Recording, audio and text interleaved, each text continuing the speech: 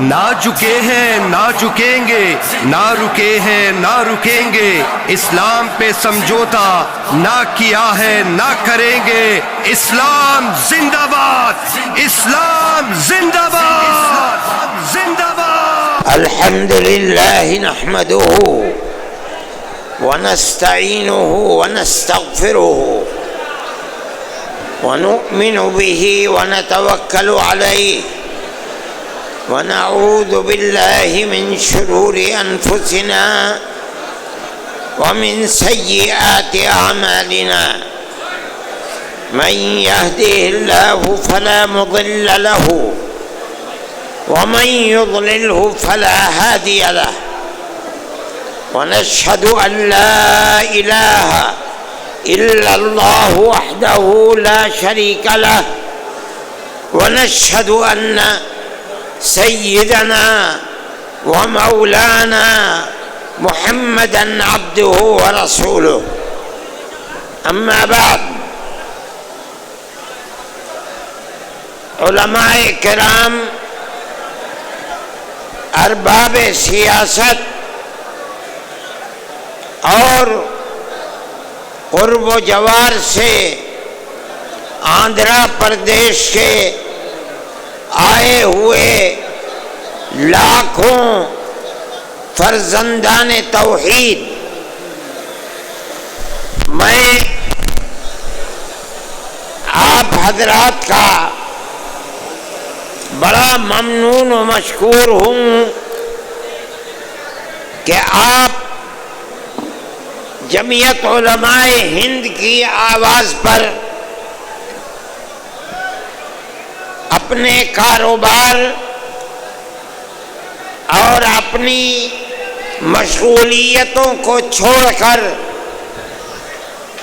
دیوانہ وار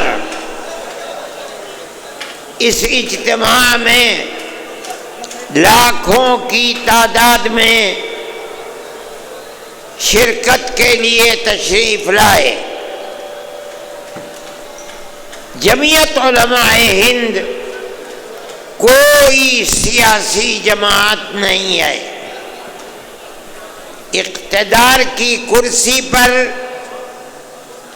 کون بیٹھتا ہے، کون جاتا ہے، کون الیکشن لڑتا ہے، کون الیکشن میں کامیاب ہوتا ہے، کون ناکام ہوتا ہے، جمعیت علماء ہند کو ملک کی آزادی کے بعد سے اس سے کوئی دلچسپی نہیں ہے۔ لیکن ہم ایک جماعت اور مذہبی جماعت ہیں، ہمیں ملک سے محبت ہے، ملک ہمارا ہے، ہمارے آباء و اجداد ہزاروں سال سے اس ملک میں رہتے چلے آئے ہیں۔ ہم ملک میں امن و امان، بھائی چارگی، محبت، ایک دوسرے کے ساتھ پیار و محبت کے ساتھ رہنے کو ترجیح دیتے ہیں، اور ہم یہ سمجھتے ہیں کہ جب تک ملک میں پیار و محبت رہے گا ملک چلے گا اور عزت و آبرو کے ساتھ چلے گا۔ اگر پیار و محبت کو آگ لگ گئی، ایک دوسرے کے دکھ اور سکھ میں شریک ہونا چھوٹ گیا تو یہ ملک برباد ہو جائے گا، تہس نہس ہو جائے گا۔ ہم نے اسی لیے آپ کو دعوت دی تھی، اگرچہ حضرت مولانا خالد صاحب نے ملک کی آزادی کے سلسلے میں آپ کے سامنے حقائق کو رکھا ہے، آپ نے سنا ہے، لیکن یہ بات بھی بتائی کہ ہم نے دلی کے اجلاس میں یہ سمجھ کر کہ ملک کی حکومت جو یکساں سول کوڈ یعنی یونیفارم سول کوڈ کا نعرہ بلند کر رہی ہے، وہ گورنمنٹ اس وقت اپنے پیر کے اوپر کھڑی ہوئی نہیں ہے، بلکہ دو بیساکھیوں کے اوپر ہے۔ ایک بیساکھی بہار میں نتیش گورنمنٹ آئے اور دوسری بیساکھی آندھرا پردیش کے اندر چندرا بابو نائیڈو جی کی بیساکھی ہے۔ ہم یہ چاہتے تھے کہ ہم ان دونوں پارٹیوں کو یہ بتائیں کہ ملک کے اندر جب تک ملک کے دستور کی حفاظت نہیں کی جائے گی اس وقت تک ملک اپنے پیر پر کھڑا نہیں رہ سکتا۔ ہم نے ایک اجلاس بہار میں کیا، یہی چیز بتانے کے لیے ہم نے دلی کے اجلاس میں یہ بات کہی تھی کہ ہم چندرا بابو نائیڈو جی کا جو وطن ہے ہم کڑپا کے اندر اجلاس کریں گے اور اس جلسے کے اندر 5 لاکھ آدمی جمع ہوں گے۔ اگرچہ جمعیت علماء ہند نے آج سے پہلے کبھی ملک کی آزادی کے بعد، ملک کی آزادی سے پہلے کڑپا میں کبھی کوئی ایسا اجتماع اور جلسہ نہیں کیا تھا، لیکن ہم یہ سمجھتے ہیں، ہمارا عقیدہ ہے، ہم اس بات کو جانتے ہیں کہ ملک کا مسلمان اپنے ملک کا وفادار ہے، وہ ملک کے اندر امن و امان کو قائم رکھنا چاہتا ہے۔ ہم نے 5 لاکھ آدمیوں کو دعوت دی اور آج اس جلسے میں 5 لاکھ سے زیادہ لوگ جمع ہیں۔ آنا جانا مشکل ہے، چلنا پھرنا مشکل ہے۔ مجھ کو شہر سے یہاں تک آنے میں 1.25 گھنٹہ لگ گیا، جبکہ کتنی گاڑیاں پولیس کی میرے ساتھ تھیں، سارے راستے بند ہیں۔ میں یہاں آ گیا، میں خوش ہوں اس بات سے کہ آپ اتنی بڑی تعداد میں آئے۔ ہمارا جو جلسہ تھا، ہم نے جو بات 1 مہینے پہلے دلی میں کہی تھی، وہ بات ہماری پوری ہو گئی۔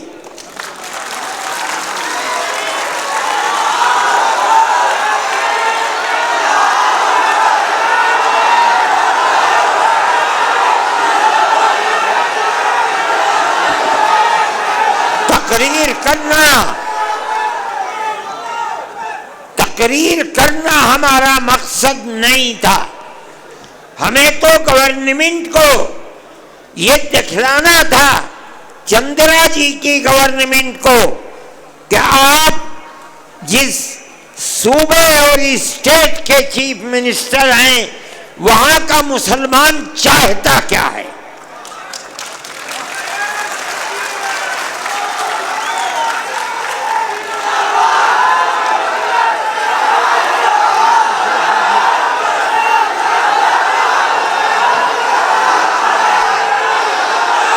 آپ لوگ پروانہ وار جمعیت علماء ہند کی آواز پر جمع ہو گئے، ہمارا مقصد پورا ہو گیا۔ ہم یہ سمجھتے ہیں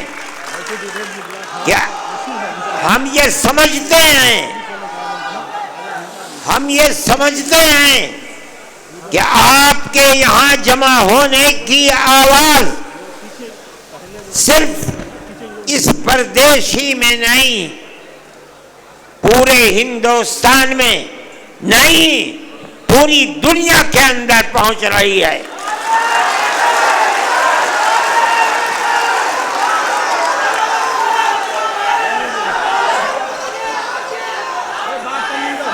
ہم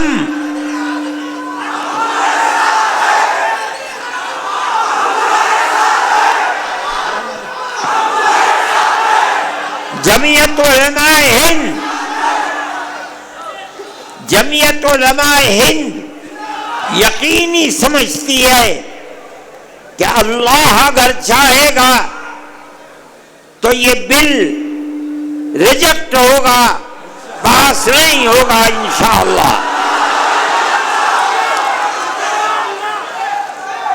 آپ کی گورنمنٹ جن بیساکھیوں کے اوپر بی جے پی گورنمنٹ ٹکی ہوئی ہے، آپ کی گورنمنٹ اس آواز کے بعد جو آج آپ آواز دے رہے ہیں، یقیناً اس بل کی مخالفت کرے گی۔ ہم اس ملک کے رہنے والے ہیں، ہمارے اس ملک کے اندر کیرلا سے لے کر کشمیر تک اور منی پور سے لے کر بمبئی تک ہمارے لاکھوں اوقاف ہیں۔ آج سے نہیں، اس ملک میں مسلمان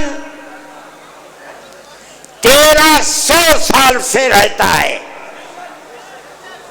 1300 سال سے کیرالہ سے لے کر شمالی ہندوستان تک، مغربی ہندوستان سے لے کر مشرقی ہندوستان تک 1400 سال سے ہمارے اوقاف ہیں۔ بڑی بڑی مسجدیں ہیں، دلی کی جامع مسجد سے بادشاہوں کی بنائی ہوئے بڑی بڑی مسجدیں ہیں۔ آج تک قانون یہ تھا کہ جو قبرستان ہے یا مسجد ہے یا خانقاہیں ہیں، اگرچہ ان کے کاغذات نہیں ہیں، لیکن ان کی صورت یہ بتا رہی ہے کہ وہ مسجد ہے، اس کا مطلب ہے کہ وہ مسلمانوں کا وقف ہے۔ اس لیے جو پرانا دستور تھا وقف کا، اس میں یہ بات لکھی ہوئی ہے کہ جو مسجد ہے اس کو وقف مانا جائے گا۔ چنانچہ آج تک 1300 سال سے کاغذات میں اس کو وقف ہی بتایا جاتا ہے۔ یہ پرانا وقف ایکٹ تھا۔ ملک کی بدنصیبی ہے کہ آج جس ترمیمی بل کو لا کر ہمارے سر کے اوپر پہنایا جا رہا ہے، وہ یہ کہتا ہے کہ اگر وقف کے کاغذات نہیں ہیں تو اس کو وقف نہیں مانا جائے گا۔ ہم 1300 سال پہلے کے کاغذات کہاں سے لے آئے؟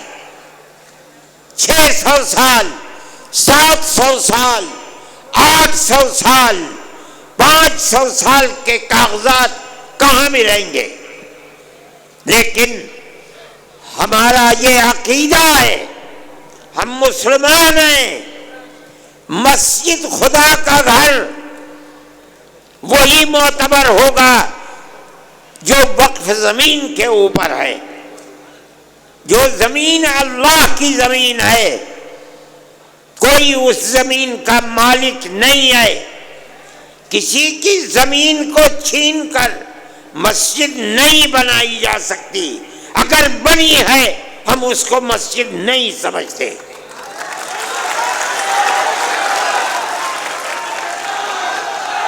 مسجد خدا کا گھر وہی ہے جو خدا کی زمین کے اوپر ہے. جو اللہ کی زمین پر نہیں ہے ہم اس کو مسجد نہیں مانتے. بابری مسجد کا مقدمہ 50 سال تک جمعیت علماء نے لڑا ہے.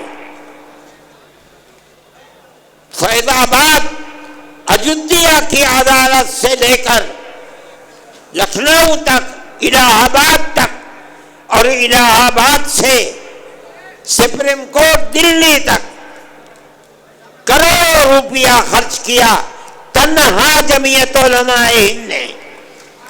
ہم کہتے تھے کہ اکھاڑے والے یہ کہہ رہے ہیں کہ یہاں مندر تھا، بابر نے مندر کو توڑ کر مسجد بنائی ہے.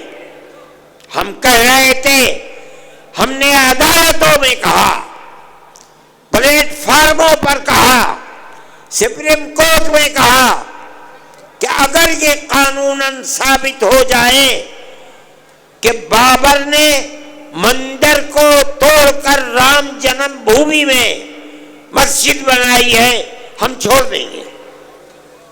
لیکن اللہ کو کچھ اور منظور تھا.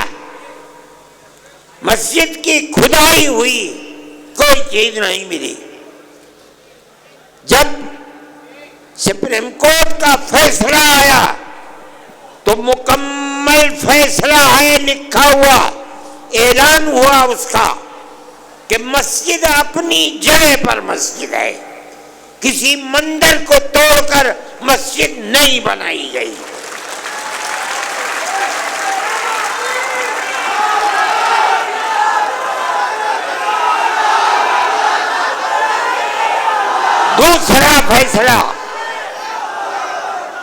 دوسرا فیصلہ یہ ہے سپریم کورٹ کا کہ جن لوگوں نے مسجد کو شہید کیا، مسجد کے اندر گھس کر بت رکھا ہے، وہ مجرم ہے.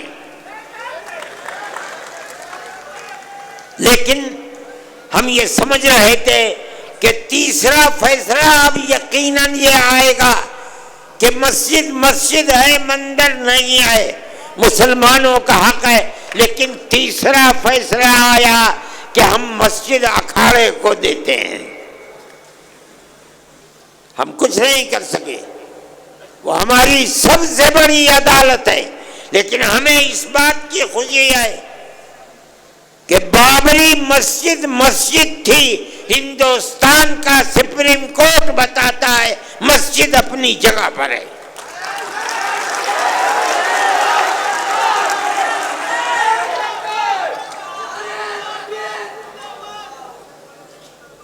آج اس کو مندر بنا دیا، لیکن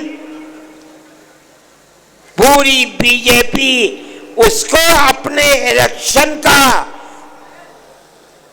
معیار نہیں بنا سکی. یہ آباد ہے. اجودھیا کو یہ سمجھا جا رہا تھا کہ وہ ملک کی مذہبی دارالسلطنت بن جائے گا، لیکن کوئی نہیں، نہ آنے والا نہ جانے والا. میرے بھائی، جمعیت علماء ہند ملک کے اندر امن و امان کو قائم رکھنا چاہتی ہے. ہم سڑکوں پر نہیں اترے، ہم نے کوئی احتجاج نہیں کیا. سپریم کورٹ ہمارا ہے، ہمارے ملک کی سب سے بڑی عدالت ہے. ہم یہ سمجھتے ہیں کہ اس کا یہ فیصلہ اگرچہ بابری مسجد اکھاڑے کو دے دی گئی، لیکن اس کا یہ فیصلہ کہ مسجد اپنی جگہ پر ہے، مندر توڑ کر نہیں بنائی گئی، ساری دنیا جو چاہے کہے، ہم کہتے ہیں کہ ہم جیت گئے، ہمارے نہیں ہیں۔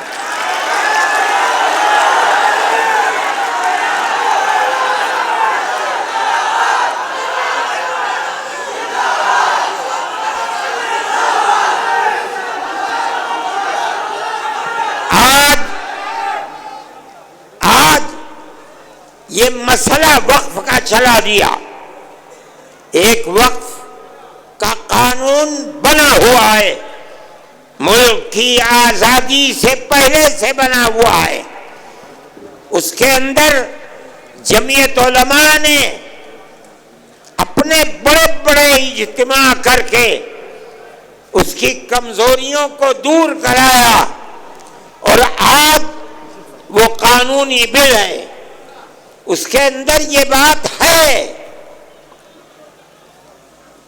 وقف بائی یوزر، کہ جو وقف کی حیثیت سے، مسجد کی حیثیت سے، درگاہ کی حیثیت سے، خانقاہ کی حیثیت سے، قبرستان کی حیثیت سے 100 200 3 4 5 میں کہتا ہوں 1300 سال سے چلا آ رہا ہے، اس کے کاغذات ہیں یا نہیں ہیں، چونکہ اس کی صورت وقف کی ہے، اس کی صورت عبادت گاہ کی ہے، سینکڑوں سال پرانا ہے، اس لیے اس کو وقف ہی مانا جائے گا۔ اسی قانون پر عدالتوں کے فیصلے ہیں، وقف کونسل کے فیصلے ہیں، وقف بورڈ کے فیصلے ہیں۔ کیوں؟ اس لیے کہ ہندوستان میں مسلمان اسلام کا ماننے والا ہے، قانون یہ ہے کہ جو وقف ہے وہ وقف ہی رہے گا، جس کی صورت وقف کی ہے اگرچہ اس کے کاغذات نہ ہو، اس کو وقف ہی مانا جائے گا۔ آج تک اسی کے اوپر عمل ہو رہا ہے۔ آج یہ ترمیمی بل، میں جس کی صورت کو برا سمجھتا ہوں، وہ ترمیمی بل یہ آ رہا ہے کہ اگر کاغذات نہیں ہیں اس وقف کو وقف نہیں مانا جائے گا۔ اس کا مطلب ہے کہ گورنمنٹ اس کو کھا جائے گی۔ ہمارے ہزاروں اوقاف، لاکھوں اوقاف، 800 سال، 700 سال، 600 سال پرانے بڑی بڑی مسجدیں ہیں اور ان سے ملحقہ زمینیں ہیں جن کو یہ گورنمنٹ کھانا چاہتی ہے۔ ہم نے آپ کو جمع کیا ہے تاکہ آپ اپنی صوبائی گورنمنٹ کے سامنے اپنے اس نظریے کو رکھیں کہ مذہبی اعتبار سے ہمارے اوقاف ہیں، اس کے خلاف اگر کوئی نیا بل آتا ہے جو ہماری ان اوقاف کو ہڑپ جانے کے لیے قانون بناتا ہے، ہم اس قانون کو قبول کرنے کے لیے تیار نہیں ہیں۔ نعرہ تکبیر، جمعیت علماء ہند، مولانا ارشد مدنی۔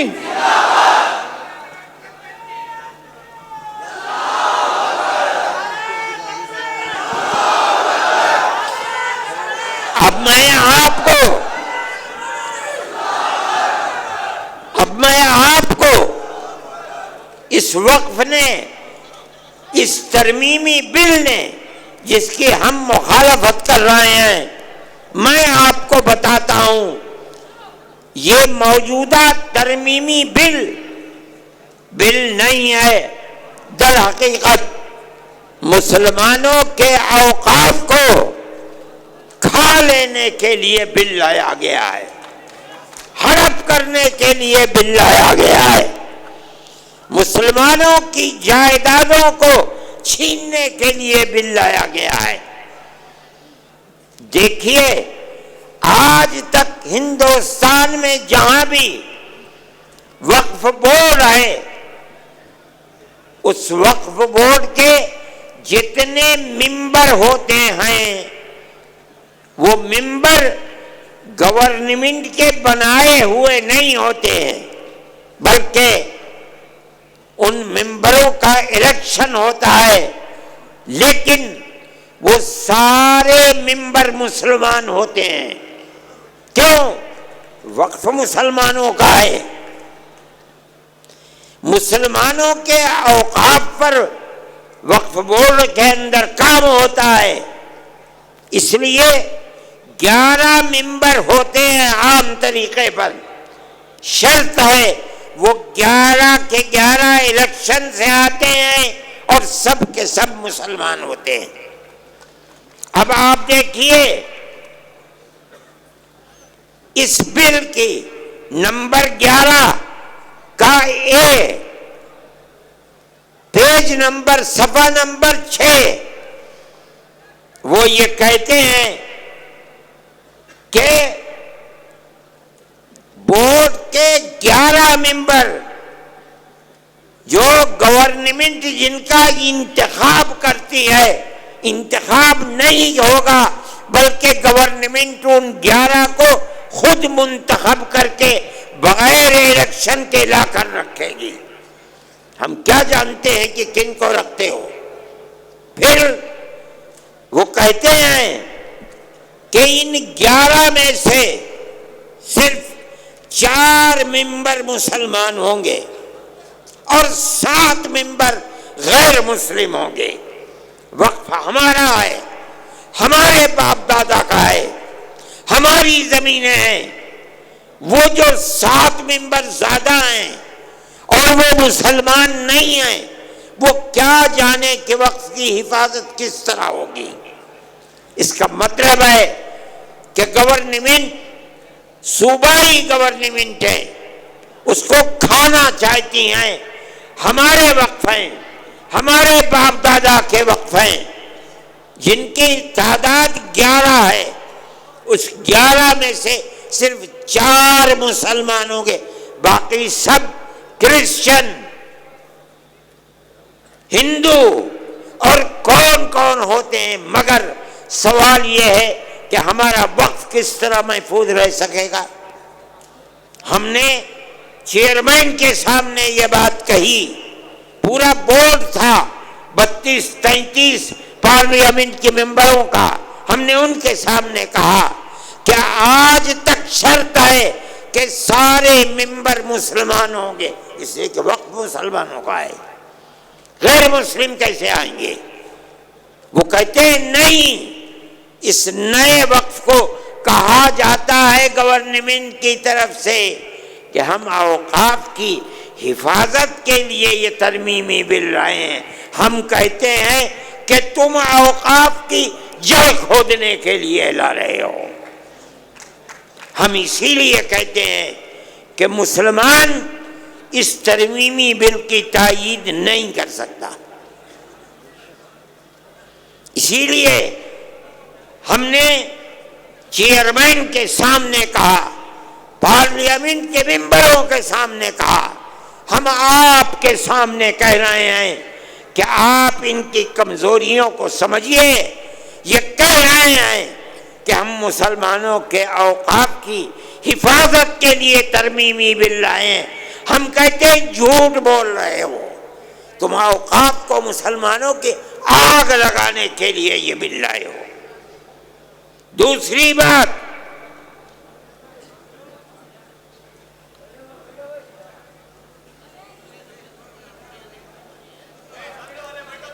وقف کونسل کے اندر یہ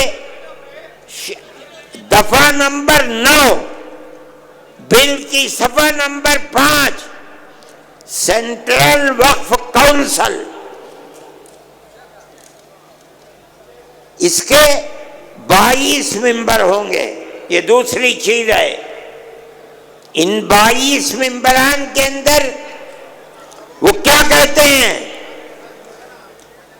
نمبر 1 9B کہتے ہیں 3 ممبران پارلیمنٹ ہوں گے. ان کا مذہب کیا ہوگا؟ کچھ نہیں ہے. پھر فرماتے ہیں 2 جج ہوں گے، مذہب کی کوئی قید نہیں. 3 اور 2 5. 1 وکیل ہوگا جس کو گورنمنٹ لے کر آئے گی، مذہب کی کوئی قید نہیں.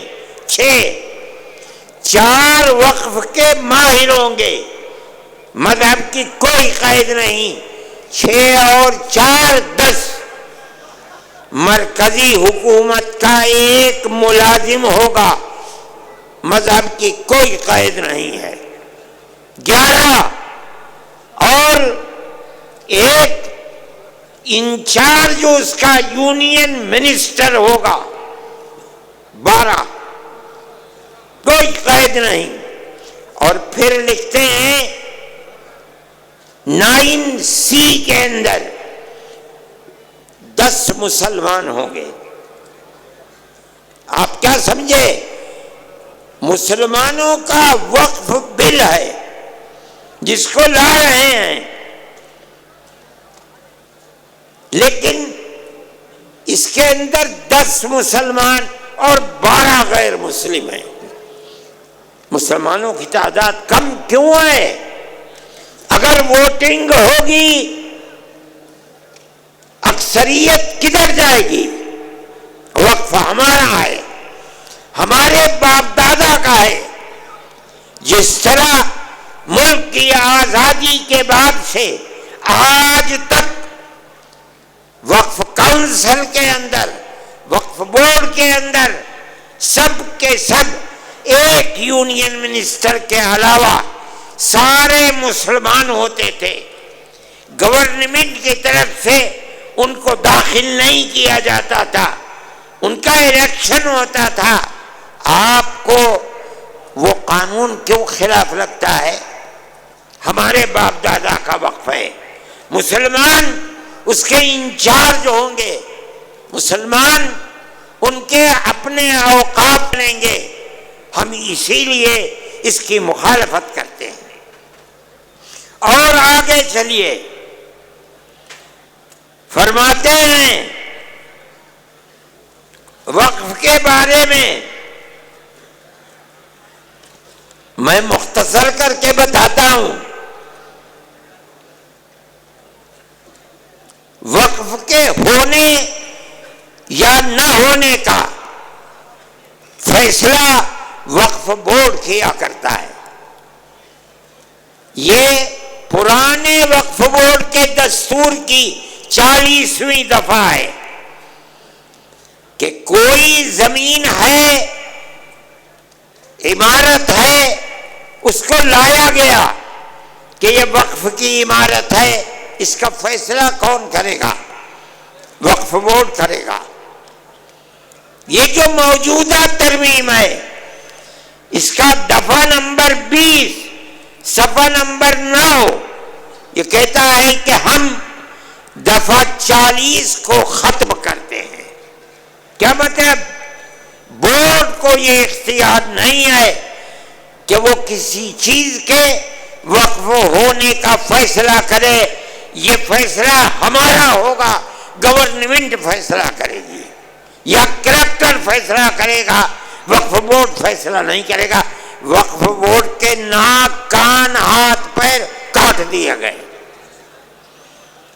آگے کہتے ہیں 3 دفعات ہیں. دفعہ 107 آج کے وقف کے اندر یہ دفعہ ہے 107. کیا ہے؟ اگر کسی آپ کے شہر کی عمارت میں کوئی آدمی 50 سال سے قبضہ کیے ہوئے ہے، اتنے لمبے قبضے کے بعد مالک اگر چھڑانا چاہتا ہے تو چھڑا نہیں سکتا. اس کو رہتے رہتے اتنا حق ہو گیا کہ اب اس جائیداد کو جو چھوڑا نہیں سکتا. یہ قانون ہے 1963 کا. لیکن جو پرانا وقف بورڈ تھا اس کے اندر یہ بات تھی کہ اگر یہ جائیداد وقف جائیداد ہے تو وقف بورڈ اس کو چھوڑا سکتا ہے. میری اور آپ کی اگر اپنی جائیداد ہے اور آدمی 50 سال سے 60 سال سے اس میں رہ رہا ہے, ہم اس کو نہیں چھوڑا سکتے. لیکن اگر وہ جائیداد وقف جائیداد ہے اور اس جائیداد پر کسی نے قبضہ 50 سال سے 60 سال سے کر رکھا ہے, وقف بورڈ کو یہ اختیار حاصل ہے کورٹ میں جائے اس کو چھوڑنا پڑے گا. کیوں؟ یہ وقف جائیداد ہے. آج یہ قانون کہتا ہے کہ ہم اس نئے قانون کے اندر دفعہ 107 کو ختم کرتے ہیں اور کہا جا رہا ہے کہ ہم یہ لا رہے ہیں اوقاف کی حفاظت کے لیے. ایسا جھوٹ بولا جا رہا ہے. یعنی اگر وقف مقبرے کے اوپر, مان لیجئے مسجد کے اوپر, پنجاب میں مسجدوں کے اندر لوگ رہتے ہیں, مسلمان چلے گئے, اس قانون کے اعتبار سے اگر وقف بورڈ جائے اور جا کر یہ کہے کہ اس مسجد کو خالی کرو, پرانا وقف قانون کہتا ہے خالی کرنا پڑے گا. لیکن یہ کہتا ہے کوئی ضرورت نہیں ہے, اس نے ہمارے وقف کو کھا لیا. اور آگے چلیے, دفعہ 108 میں کوئی پاکستان چلا گیا, اس کی جائیداد فوراً کسٹوڈین نے اپنے قبضے میں کر لی. آپ لوگ بھی جانتے ہوں گے, جو لوگ گئے ہیں ان کی جائیدادیں کسٹوڈین میں چلی گئیں. لیکن اگر وہ وقف کر کے گیا ہے تو وہ وقف کسٹوڈین میں نہیں جائے گا. قانون آج تک یہی ہے. اب آپ سنیے, یہ ترمیمی بل کہتا ہے کہ ہم دفعہ 108 کی پرانی وقف بورڈ کو ختم کر دیں گے. کیا مطلب ہے؟ ساری ان کی دی ہوئی مسجدیں, جائیدادیں, اگر آج تک ان کے اوپر کسٹوڈین کا قبضہ نہیں ہے, اس ترمیمی بل کے آنے کے بعد سب کسٹوڈین قبضہ کر لے گی, چاہے وہ مسجد ہو چاہے قبرستان ہو. میرے بھائی, میں یہ آپ کو اس لیے بتا رہا ہوں کہ اگر آپ کے صوبے سے اس کی تائید ہوتی ہے تو اس کا مطلب یہ ہے کہ وہ زمینیں, وہ مقبرے, وہ درگاہیں جو آج تک وقف کے اندر داخل تھیں اب وہ وقف سے نکل جائیں گی. ہم اسی بنیاد پر کہتے ہیں آپ حضرات کی یہ آواز جو آج اس میدان سے ابھر رہی ہے, انہی بنیادوں کے اوپر ہم کہتے ہیں کہ وہ آواز اس وقف کے ترمیمی بل 2024 کے خلاف یہ آواز اٹھنی چاہیے. جمعیت علماء ہند, میں نے آپ سے کہا تھا کہ ایک مذہبی جماعت ہے, ہمارا سیاست سے کوئی تعلق نہیں ہے.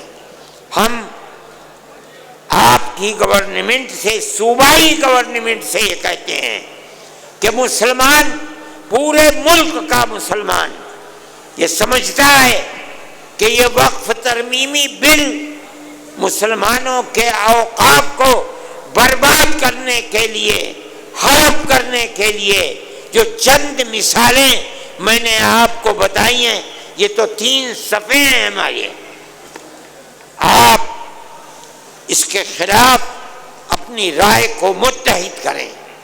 میں یہ سمجھتا ہوں کہ آپ کے اس جم غفیر کے جمع ہو جانے کے نتیجے میں یقیناً یہ آواز ارباب اقتدار کے کانوں تک پہنچے گی انشاءاللہ، اور یہ بات ہوگی کہ بی جے پی گورنمنٹ کے اس مسلمانوں کی جائیداد کو آگ لگانے اور کھانے والے بل کی مخالفت کی جائے گی۔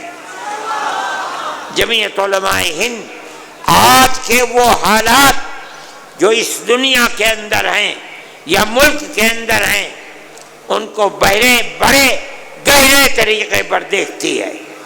ملک کے اندر جو بات چیت چل رہی ہے فرقہ پرستی کی،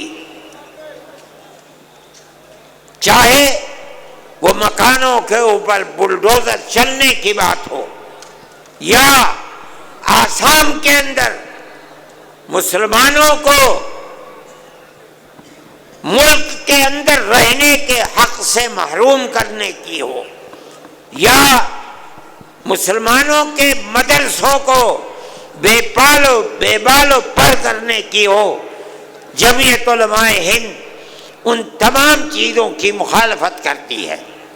اسی طرح ہم فلسطین کے مسئلے کو اگرچہ ہمارے ملک کے پرائم منسٹر نے پہلے دن یہ بات کہی تھی کہ فلسطین کے لوگ دہشت گرد ہیں، میں نے اس وقت یہ بات اخبارات میں دی تھی اور میڈیا کے اندر دی تھی کہ مجھے افسوس ہے کہ ارباب اقتدار یہ نہیں جانتے کہ مسئلہ کیا ہے۔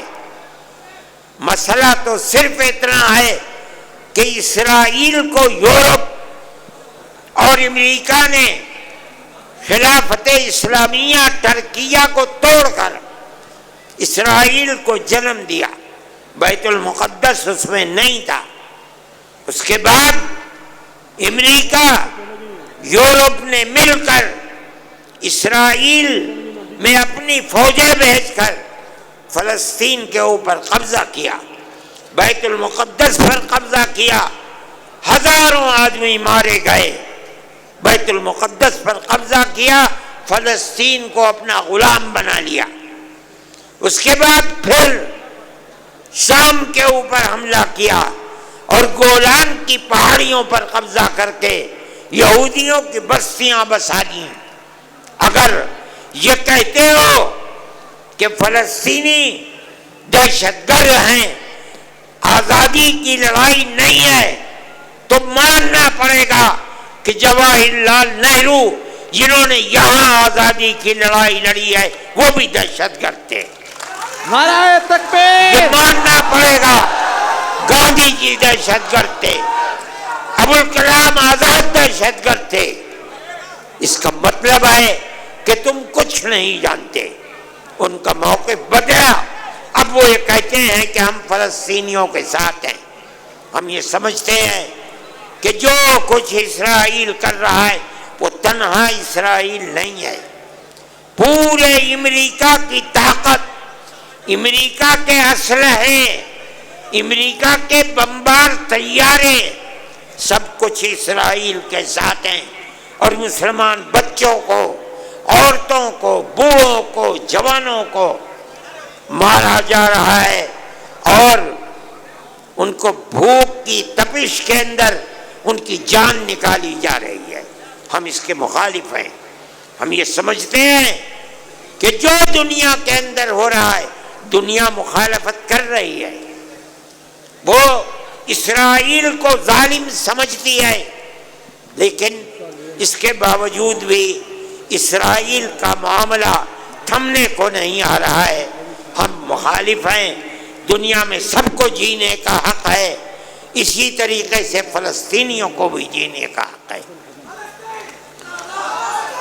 دوسری بات، ہم یہ بات کہتے ہیں کہ ملک کا دستور جمعیت علماء کے لوگوں کا بنایا ہوا دستور ہے۔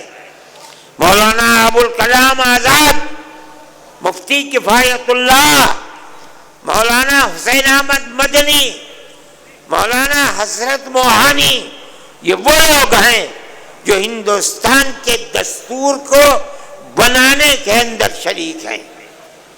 اس لیے کہ جیسے جیسے ملک کی آزادی قریب آتی تھی، جمعیت علماء بار بار کہتی چلتی تھی ہم سے وعدہ کرو کہ ملک جب آزاد ہوگا تو ملک کا دستور سیکولر دستور ہوگا۔ گاندھی جی، موتی لال نہرو، جواہر لال نہرو، گوبند بلبھ پنت، لوگ وعدہ کرتے چلتے تھے، پوری کانگریس، کہ ملک کا دستور سیکولر دستور ہوگا۔ وہ دستور کی دفعات جن کے اندر مذہب کو زندہ رکھنے اور زندگی کے ساتھ ضمانت دی گئی ہے، مولانا ابوالکلام آزاد، حسرت موہانی، مفتی کفایت اللہ کی بنائی ہوئی دفعات ہیں۔ آج ان دفعات کو یہ کہا جا رہا ہے کہ یہ دفعات بڑھائی ہوئی دفعات ہیں، کسی کو کچھ پتہ نہیں ہے۔ آج جو لوگ اقتدار پر ہیں انہیں پتہ نہیں کہ ملک کی آزادی میں قربانی کنہوں نے دی ہے، ملک کا دستور کیا کہہ رہا ہے، انہیں کسی چیز کا پتہ نہیں۔ مجھے حیرت ہوئی جس دن پٹنے میں ہمارا جلسہ تھا، مجھے لوگوں نے پرائم منسٹر کا ویڈیو سنایا جس میں پرائم منسٹر یہ کہہ رہے تھے کہ ہندوستان کے دستور کے اندر کہیں وقف کا ذکر نہیں ہے۔ میں نے اپنے سر کو پیٹا۔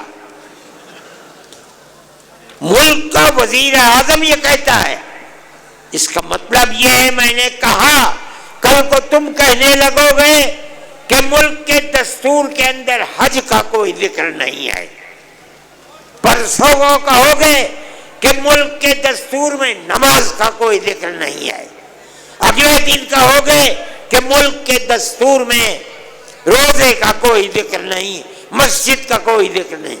ارے اللہ کے بندے، اسلام اور مذہب کی ضمانت ملک کے دستور میں دی گئی ہے، یہ ہمارا مذہب ہے۔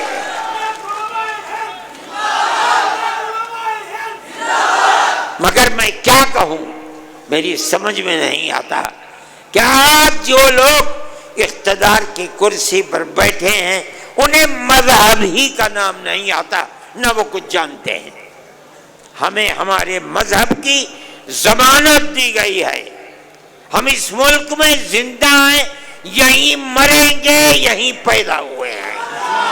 جمعیت علماء ہند، مولانا ارشد مدنی، ہندوستان، نعرہ تکبیر، آئین ہند، اپنے مذہب کے ساتھ زندہ رہیں گے۔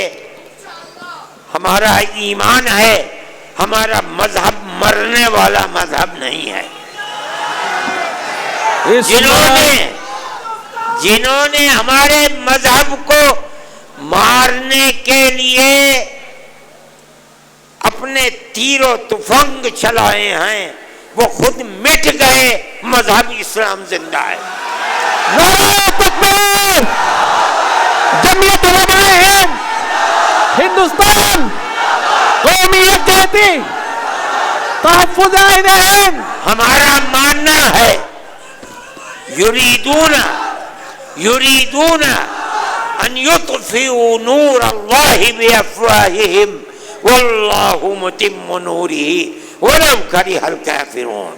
لوگ یہ چاہتے ہیں کہ اللہ کے چراغ کو بجھا دیں گے، اللہ اپنے چراغ کی روشنی مکمل کر کے رہے گا۔ اگرچہ اسلام کے دشمن اسلام کا برا چاہتے ہیں۔ میرے بھائی، آپ حضرات تشریف لائے، میں اپنے دل کی گہرائیوں سے آپ کا شکریہ ادا کرتا ہوں۔ میں نے ایک بات دلی کے اجلاس میں منہ سے نکال تو دی تھی، مگر مجھے ڈر تھا کہ میری اس آواز میں اللہ طاقت کو پیدا کر دے تو اس کا احسان ہے۔ اللہ نے اس ارشد آواز مدنی کو قدم بڑھاؤ، ہم تمہارے ساتھ ہیں۔ ارشد مدنی قدم بڑھاؤ، ہم تمہارے ساتھ ہیں۔ نعرہ تکبیر، اللہ اکبر، جمعیت علماء شکریہ شکریہ شکریہ ارشد مدنی تیرا شکریہ شکریہ شکریہ۔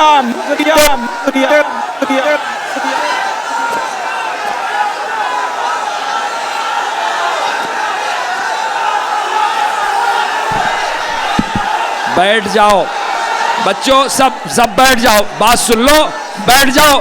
حضرت بیٹھ جاؤ، حضرت کی بات تو سن لو، بیٹھو بھائی بیٹھو، ماشاءاللہ پیارے بیٹھ جاؤ، اللہ نے ماشاءاللہ بیٹھ جاؤ۔ اس آواز کے اندر اپنی طرف سے طاقت پیدا کر دی، یہ اللہ کا احسان ہے۔ اللہ چاہے گا تو وہ ہمارے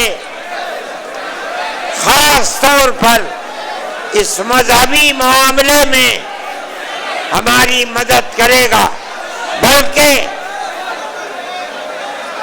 گورنمنٹ اور ملک کی فرقہ پرست ذہنیت مذہب اسلام کو بدلنا چاہتی ہے، ختم کرنا چاہتی ہے، یکساں سول کوڈ کو لانا چاہتی ہے۔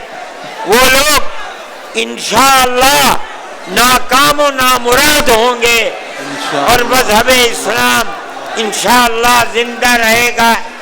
میں آپ سب کا اور جن لوگوں نے اس اجلاس کے لیے دامیں درہمیں سخنے مدد کی ہے، میں ان سب کا اور انتظامیہ پولیس والوں کا، ارباب سیاست کا جو یہاں ہیں، میں اپنے دل کی گہرائیوں سے ان سب کا شکریہ ادا کرتا ہوں۔ اللہ تعالی آپ حضرات کے آنے کو قبول فرمائے۔ آپ جس طرح خیر و عافیت کے ساتھ آئے ہیں، آمین کہو، حضرت دعا اسی دعا طرح فرما رہے ہیں، خیر و عافیت کے ساتھ دعا ہو رہی ہے، آمین کہو، واپس ہو جائیں۔ دعا ہو رہی ہے، سکون سے آمین کہیں۔ جہاں جہاں ہمارے والنٹیئر اور پولیس والے ہیں وہ اپنا محاذ سنبھال لیں تاکہ مجمع سکون سے نکل جائے۔ حضرت دعا فرما رہے ہیں۔ اللہم انا نشہدک انت آمین اللہ آمین لا الہ الا انت آمین انت الاحد الصمد الذي آمین۔ لم يلد ولم يولد ولم يكن له كفوا احد۔ آمین اللهم صل آمین۔ على سيدنا عبدك ورسولك محمد آمین۔ النبي الأمي آمین۔ وعلى آله آمین۔ وأصحابه وأهل بيته وبارك وسلم كما تحب وترضى عدد ما تحب وترضى۔ آمین اے اللہ ہمارے اس اجتماع کو مقبول فرما لے۔ آمین اے اللہ تمام ہر طرح کی مدد کرنے والوں کی مدد کو قبول آمین فرما لے۔ اللہم آمین جو لوگ دور دور سے آئے ہیں خیر و عافیت کے ساتھ ان کو واپس بھی فرمائیے۔ آمین اے اللہ یہاں کے صدر مولانا غیاث الدین صاحب کی بچی بہت بیمار ہے، اے اللہ اس کو شفا عطا فرما۔ آمین اللہ اے اللہ سب بیماروں کو شفا عطا فرما۔ آمین اے اللہ جس مقصد کے لیے ہم یہاں جمع ہوئے ہیں ہمیں اپنے اس پاکیزہ مقصد میں کامیابی عطا فرما۔ اللہم آمین اے اللہ ہمارے دین و ایمان کی حفاظت فرما، آمین ہمیں شرور و فتن سے محفوظ و معمون آمین فرما۔ اے اللہ ہمارے ملک میں امن و امان کو قائم فرما۔ آمین ہندو مسلمان اور سب بسنے والوں کے دلوں میں ایک دوسرے کی محبت پیدا فرما، آمین ایک دوسرے کے سکھ درد میں شریک بنا۔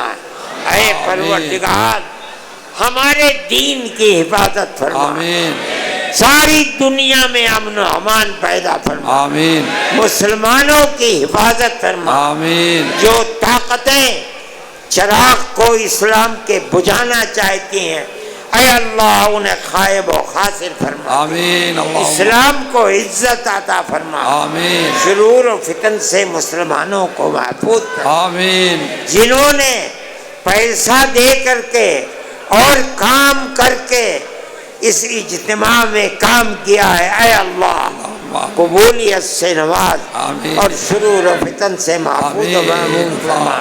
جن لوگوں نے دعاؤں کے لیے کہا ہے ان کو ان کے مقاصد حسنہ میں کامیابی آمین۔ وصلی اللہ تعالی علی خیر خلقہ سیدنا محمد برحمتک یا رب العالمین۔ بس